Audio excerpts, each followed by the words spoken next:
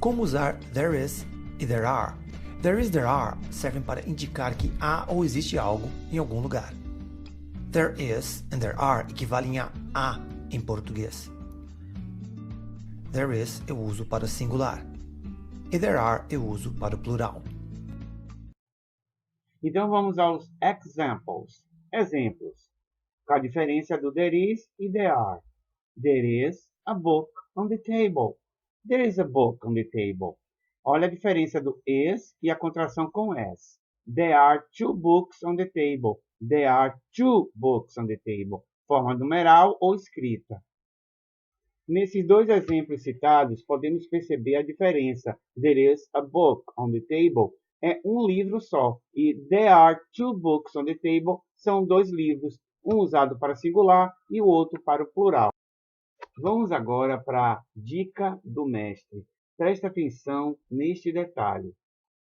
Ao invés de usar there is and there are, muitos acabam usando o verbo have, ter, por causa da influência do português.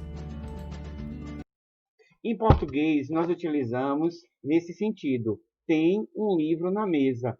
Mas nesse caso aí, existe um livro na mesa. Eu não posso usar o verbo to have, que é o verbo ter. Eu tenho que usar o verbo existir. There is a book on the table. Negativas. Para frases negativas, basta acrescentar um not logo após o uso da expressão. There is not. There are not. Você também pode usar a forma contraída do verbo to be, com o not. There is not, there isn't. There are not, there aren't. Vamos ao exemplo. There is not an apple on the table. There isn't an apple on the table. A maçã está na mesa? Está em cima da mesa? Não, ela está embaixo da mesa. Então, usamos a forma negativa. There isn't an apple on the table. Nós podemos utilizar tanto is not ou então unir o is com not e colocar a contração do verbo to be. Interrogativas.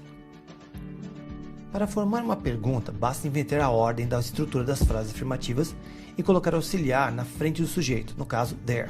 There is afirmativa, is there interrogativa. Verifique a inversão. There are afirmativa, are there interrogativa. Verifique que também há uma inversão. Olha só o exemplo, o mesmo exemplo anterior. Eu coloquei o is na frente e depois veio o there. Eu inverti. Como responder de forma simples? Is there? Para sim, yes there is. Para não, no there isn't. Are there? Para sim, yes there are. Para não, no there aren't. Vou utilizar o mesmo exemplo. Is there an apple on the table? Existe uma maçã na mesa? Resposta curta. Yes, there is, no sentido positivo. Já o negativo, no, there isn't. Vamos então agora fazer um resumo da aula de hoje com a utilização do there is e o there are e como utilizá-lo. Nós temos o there is e nós temos o there are. O there is nós utilizamos quando em seguida vem um substantivo no singular e o there are quando vem um substantivo no plural. Outra coisa legal do there is e there are é que nós temos a forma de contração, tá? A forma contraída. Nós só podemos usar a forma contraída somente com o is. No caso, there is. O there are não utiliza a forma de contração. Vamos aos exemplos. There is a man in the car. There is a new store here. Já o verbo to be, are, nós não utilizamos a forma de contração, ok? Então, there is usamos para o singular e o there are para o plural. Vamos agora para as formas negativas. Nós temos o there is e o there are. There is not, there are not. sem nenhum problema.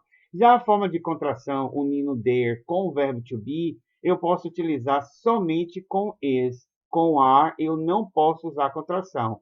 There's not. Já o there are, eu não posso usar forma de contração. Agora, se eu juntar o verbo to be com not, aí sim eu posso usar a forma de contração. There isn't ou there aren't. Mais um exemplo. Singular, there is a table. Plural, there are chairs. Verificamos que table está no singular, usamos there is. Chairs está no plural, usamos there are. Nesse quadro resumido, nós temos there is singular, there is not, is there, como interrogativa. E o there are, nós temos there are not, negativo, e are there como interrogativo. Mais uma tabela para a reflexão da utilização do there is e o there are. Próxima aula tem mais para vocês.